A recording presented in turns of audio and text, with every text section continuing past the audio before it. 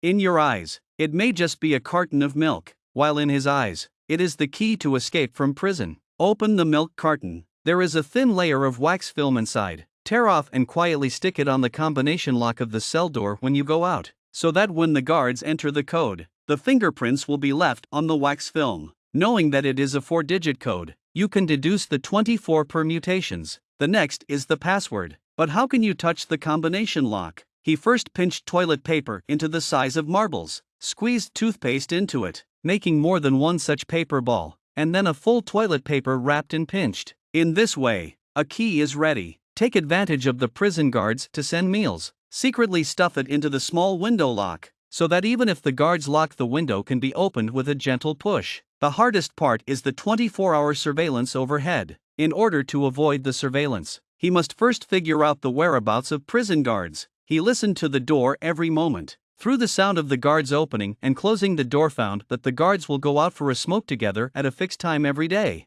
during which the monitoring room will be empty for 7 minutes. And even if you have this out of the cell and what to do, don't underestimate Rottmeier. He understands all the 3 main points of a successful escape. The first is to master the laws of the prison, understand the layout of the prison, and finally is someone to meet. Before he mastered the rules and the layout of the prison, he already knew. On his first day in prison, he discovered the weakness of the prison, which is the fire station next door to the prison. And the problem was that the closest thing to the fire station was a small dark room, and he deliberately caused trouble and got into a fight with a random person, and he was logically imprisoned. After the guards left, he tested out the code to leave the shack, found the pipe leading to the fire station, and climbed in. Before the guards had finished a cigarette, he had arrived at the fire station and quickly changed into the clothes of a fireman. At this point, everything is ready. That is to pick up in advance of the appointment outside to create an explosion at this point in time,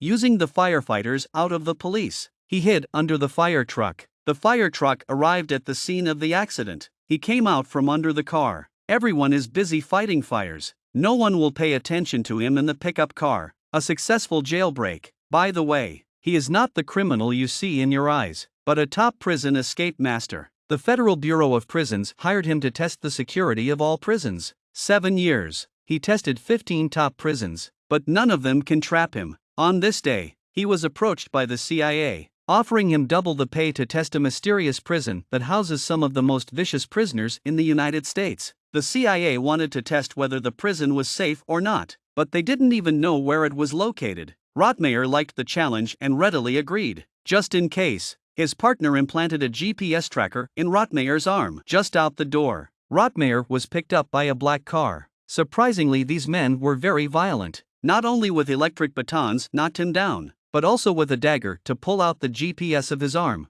as if they knew in advance, and finally injected a sedative in his neck, leaving him unconscious. When he woke up, he saw a warden in a suit. Rottmeier, which could not stand such a violent start, he uttered the code word to retreat. The warden didn't recognize him at all, but still kept him in custody. It turns out that this is a big trap. Someone has long conspired with the warden to keep Rottmeier in custody. This is the strictest prison in the world. All cells are suspended and built. Each cell is tempered glass. The inmates' urine and feces are transparently visible, let alone engage in any small action. Here, there are 10 times as many guards as prisoners, and the masks they wear on their faces make it impossible for them to talk to the prisoners, just to prevent any of them from fornicating. Not only that, the cameras in the cells are 24-hour surveillance. Rottmeier, in pain, finally found a loophole in the prison, an old steel nail in the floor. He had a plan in mind, but still lacked a helper. Rottmeier was worried about who to look for. An old man came up. His name was Ray. He seemed to see Rottmeier's skills. Once he came to ask Rottmeier if he needed help.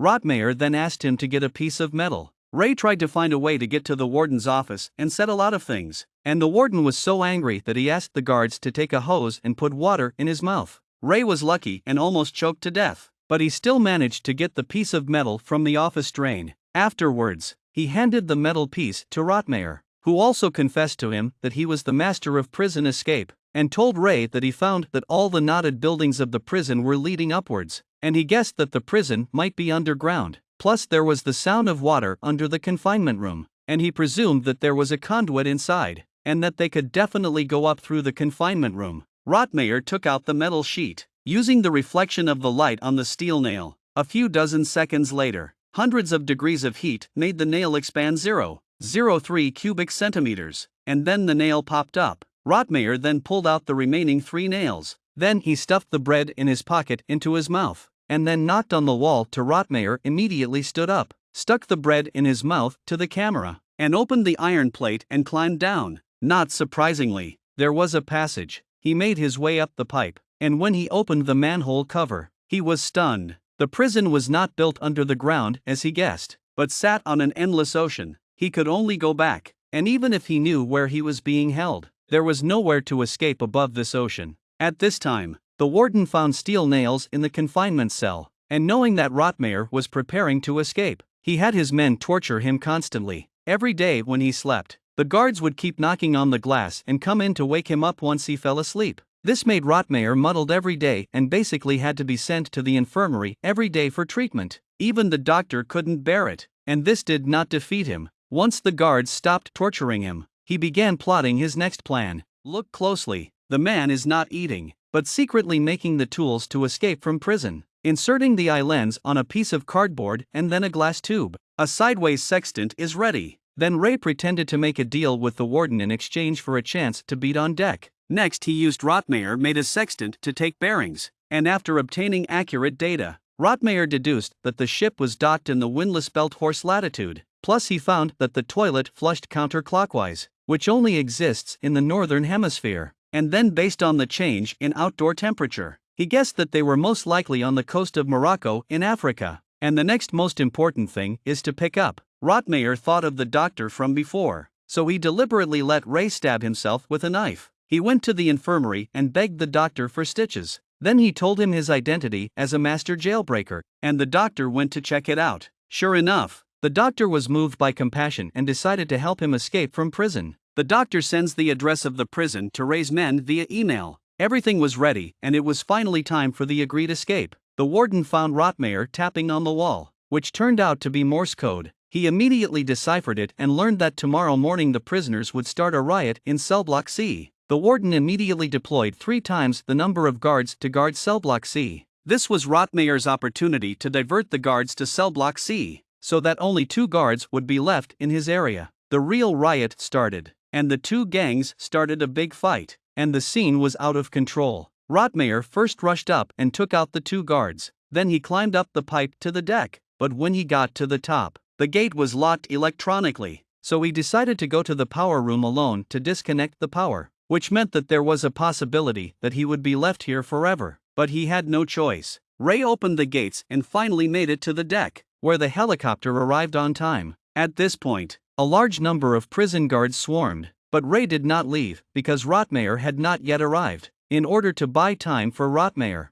he shouldered his machine gun and strafed the enemy. By this time Rotmeier had been stopped by the warden, but he didn't panic in the slightest. He was executing his plan B. The warden did not find Rotmeier in the power supply room for half a day, so he asked his men to restore the power supply. Suddenly, the water tank began to flush automatically. The smile on his face gradually disappeared. 1,000 calculations or a step too late. Hiding in the water tank Rotmeier directly by the water washed to the bottom of the sea, which is the golden cicada escape. He surfaced. Ray threw down a ladder. The warden arrived, picked up a pistol to break the ladder. Life and death in a flash. Ray threw down a pistol. Rotmeier caught a turn, directly killed the warden. Boom.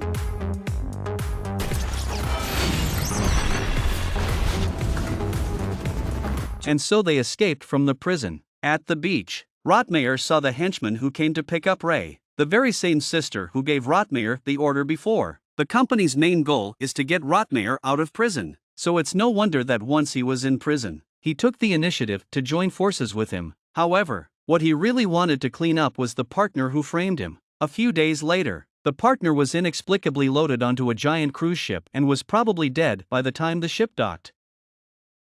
In the eyes of ordinary people, this is a spoon. But in Morris's eyes, this is the key to the escape from prison. He first soiled the spoon on the sole of his shoe, then called on the guards to apply for a new one, and his teammate took the opportunity to attract the attention of the guards. It looks like Maurice just took one spoon, but in fact there are 2. Back in the room, He bundled a whole box of matches together and put them in a metal box. Then asked his cellmate Roberts for a coin to break the spoon. He disassembled the nail clipper. On the nail clipper file, the coin little by little ground into powder. After doing all this, Maurice carefully connect the spoon handle and nail clipper together. Then sprinkle the powder and light a match. Ounces of matches burning heat instantly melted the coin.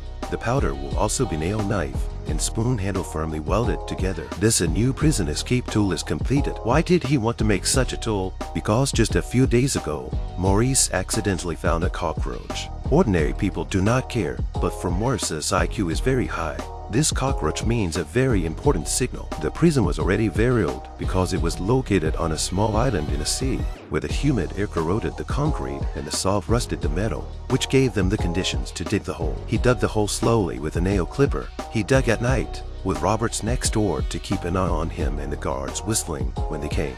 But soon the nail clippers could not dig anymore. And now that he had a new tool, Maurice was eager to move the box and spread his jacket on the floor. He began to chisel at the wall vents. With the tools really half the effort, but then the guards suddenly came over, and the patrol companion saw it and immediately whistled as promised. But the whistle could not be blown, so he picked up a cup and banged on the cell door. Maurice heard the guard's footsteps getting closer and closer, and hurriedly put the box back in place and threw his jacket under the bed. The guards came by just in time, but luckily there was no danger. The next day, Maurice took advantage of the release period to quietly scatter sand from his pockets to the ground, and soon the vent was expanded by him to human size. But the wire mesh was firmly welded to the iron posts and could not be removed at all. A wedge was found in a carpentry factory where he worked and was particularly perfect. The only problem was that both sides were wrapped in iron sheets, which would be detected by metal detectors. But Maurice is very smart.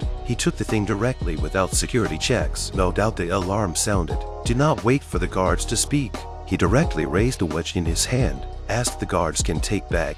He wanted to use to hang clothes. Of course, the guards would not agree, and then searched him and took away the wedge. Maurice walked away disappointed and went back to his cell, where he pulled out another wedge from the root of his shoe, and he managed to confuse the guards. After getting the wedge, Maurice stuck it on the edge of the barbed wire fence and kicked it twice with gentle force. The fence was cut smoothly and could finally be taken off. Maurice peeks out and finds a pipe well behind the wall as he expected. But it's not time to go out yet. The guards will be checking on him any minute. He had to disguise himself to buy time.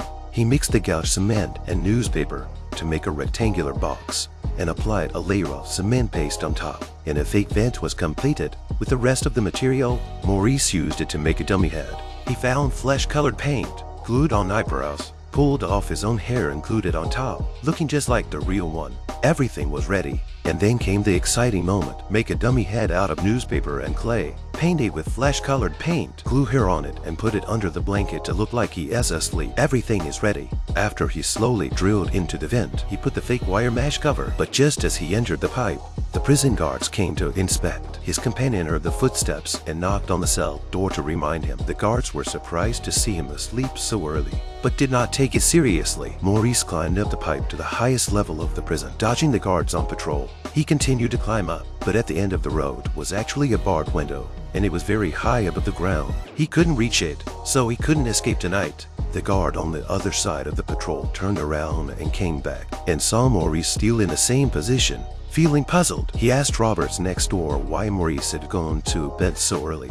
Roberts replied that he was not feeling well. Suddenly the guard deliberately slipped the baton to the ground, making a loud noise. Maurice still did not move. The guard suddenly felt bad. He reached for it to test, but luckily, the head moved. Maurice had come back in time. The next day at dinner, Maurice told what happened to him last night, and several other people basically dug out the vent. Only next door Robert's rank has been reminded for Maurice. So the slowest progress. At night, Maurice took a teammate again to the top floor under the barred window. Maurice stepped on his accomplice up to observe.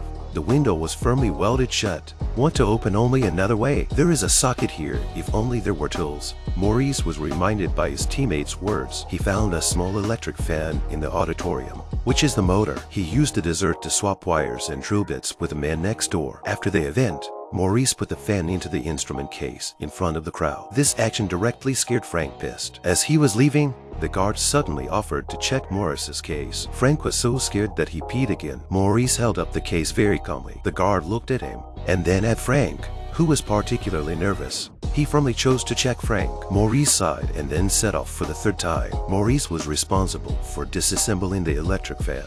He used a drill to start assembling it. His companion needed to remove a section of water pipe. The two men went under the barred window and Maurice used the hose to pry the iron bar off the edge. As he was climbing up, one of the bars fell and made a loud bang. The sound immediately drew the attention of the patrol warning downstairs, and he began to walk upstairs. Maurice began to drill holes into the barred windows. Although the speed is very slow, but the sound is not too loud. At this point, the guards had arrived at the top floor, stopped to listen for a while, and did not find anything unusual. At this time, Maurice also finally finished the window. However, just when they were planning the exact time, something happened again. The man wanted to escape from prison, but did not want to just prepare everything. But the warden suddenly came to check the room. He swung a hammer and smashed it, then moved all of Maurice's bedding out of the cell. He used the metal detector outside to check. The warden went into the cell, pulled open the box, and the vent at the back was exposed. Maurice was well prepared and made the fake vent look so good that he couldn't see the difference. The warden saw Maurice's nervous look, or a trace of suspicion, so he opened the box again. There was nothing inside except an accordion. The guards outside also found no contraband. They left, but the warden always felt that something was not right, so he decided to transfer Maurice to another cell next week. The trouble is not over yet. Just when the inmates are relaxing, Maurice's enemies come to his door. Maurice once again used his superior intelligence to solve this crisis. He used his jacket as a shield to hit the vitals, and soon the enemy was taken away by the guards. Maurice had to get out of here as soon as possible. By the end of the night, they began their escape from the prison. Unfortunately, Frank, who had planned to leave together, was so nervous that his limbs went limp and he could only lie in bed and shed tears. Maurice and his two companions moved fast. They quickly arrived under the barred window and pulled each other to climb up, so that the three of them came to the rooftop to avoid the searchlights. When Frank finally got up the courage to keep the vent, the three had already escaped further and further. Frank came under the barred window and realized that he alone could not escape. Because of cowardice and weakness, he lost the opportunity to leave here forever. By now, the three have reached the edge of the rooftop, climbed down the pipe, and managed to reach the barbed wire fence. This is the last line of defense. Out of this net, they will be free. They bear the pain over the barbed wire fence. The three finally came to the sea, took out the raincoat adapted life valve, blowing into the force of air, taking advantage of the darkness of the night. They swam into the sea, waiting for the next day to the time of the roll call. Maurice still did not respond at all. When the guards went in to check, it was already too late and only a fake head was left on the ground. The guards panicked and immediately blew the whistle, and the prison immediately sounded the alarm, but searched the entire island, the entire coastline, did not find any trace of the three people. From that day on, no one has seen them. The movie is based on a true event. The story takes place in Yakara, known as Hell Island in the US. Since the establishment of the prison, there have only been 14 escape attempts, and all of them failed. A prison that was said to be impossible to escape until 1961. 3 criminals escaped unnoticed. The FBI investigated for 10 years, but was unable to determine whether they were alive or dead. The year after the escape, Yakala prison was permanently closed and is now a tourist attraction.